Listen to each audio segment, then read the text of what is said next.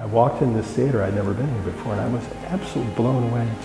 I don't know, it was just terrific. For a volunteer amateur group, being able to perform in a venue like this is just incredible. And I walked in, I go, this will do. It was just quite an amazing place. It took my breath away. I mean, people say that, oh, it took my breath away, but it did. I actually...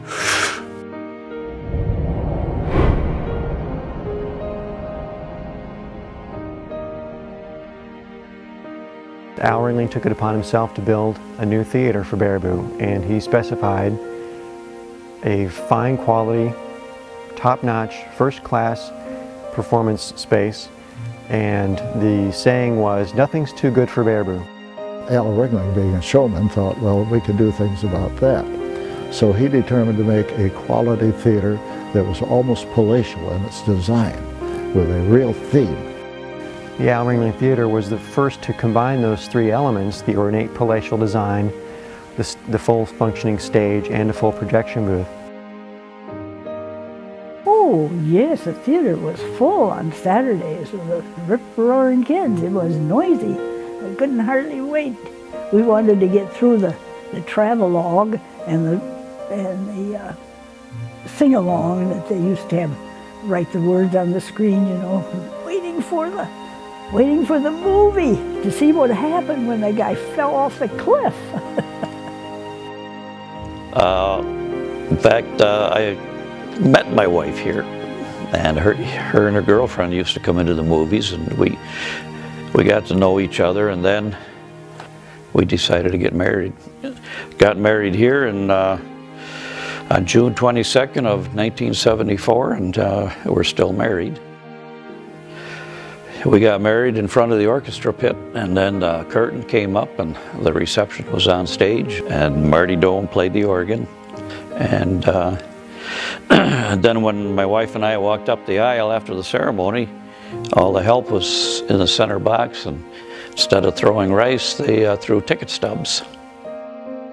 So the old 1930 open switch knife board was all there really was. The theater guild had this little 9-channel power pack that we would wire into the electric backstage, but most of the lighting was, we used the scissor switch board with all these dimmers.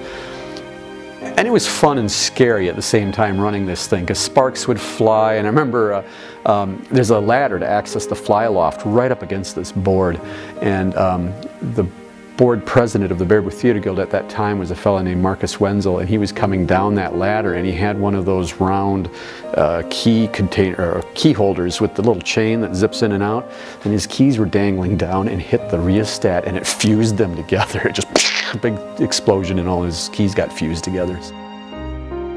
I got here and I saw Becky, and I thought, wow. I had a short skirt on. Yes, I thought, wow. That's a good-looking gal. So the night went on, and you know, I had a really good day, and it was one of those days in winter where the sun is out and it's starting to warm up, and I was just thinking, this is a really good day. What have I got to lose by asking her to marry me? And that's probably why I was jumping around and everything. And, yeah. And then I finally did. During the intermission. During the intermission, yep.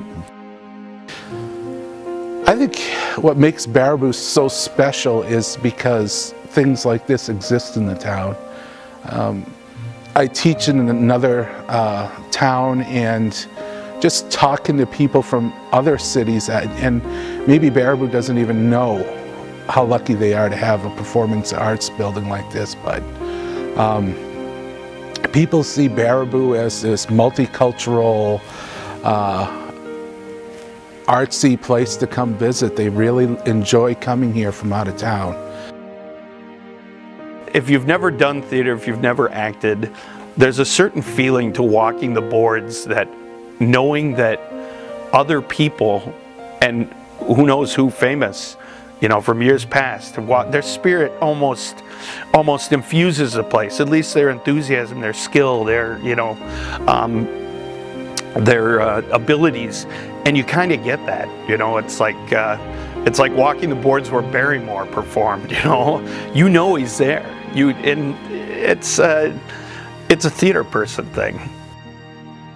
There's a vibe here that really speaks to performing, and it speaks to enhancing the audience experience just by being in this space. It's so grand in its architecture that you can't help but when you're out on that stage and the spotlight is on you and there's a hush, it's an experience that's really hard to describe. It's a great experience, and especially for any amateur performer to be able to perform in a venue like this is incredible. There's a tendency for people who are born and raised here to not realize how special it is. I think that's one of the sad things and one of the realities of being raised here. And then it's after you get a sense of this place in the context of the rest of the world that you begin to realize it's a very special place. Now, the idea was quickly picked up. By 1916, a theater was built in Chicago with, again, palatial design and all. And this raises the question of who was first, because it would seem that the 1915 structure, being 1915, not 1916, would be considered the first.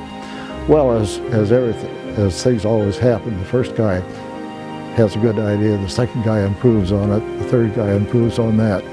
And within 10 years, the wonderful Chicago Theater had been built. But what was the first? The first was in Baraboo, Wisconsin. I do believe it was one of the first, if not the first, regardless of the size. The size was the determining factor in whether you call it a palace or not.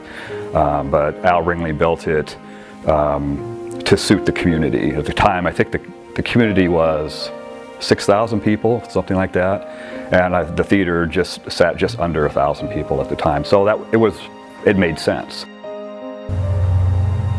This was the first movie palace built in the United States. The national significance of this theater, it was the first or one of the first movie palaces, which I didn't know about till recently. You would never expect a theater like this to be in a town the size of Baraboo, and it surprises a lot of visitors when they come to see us that a theater like this, as beautiful as it is and as spectacular as it is in this quiet, small, rural community. Hinterlands of Wisconsin, here is this marvelous theater that has been built with great attention to art and to a palatial decor.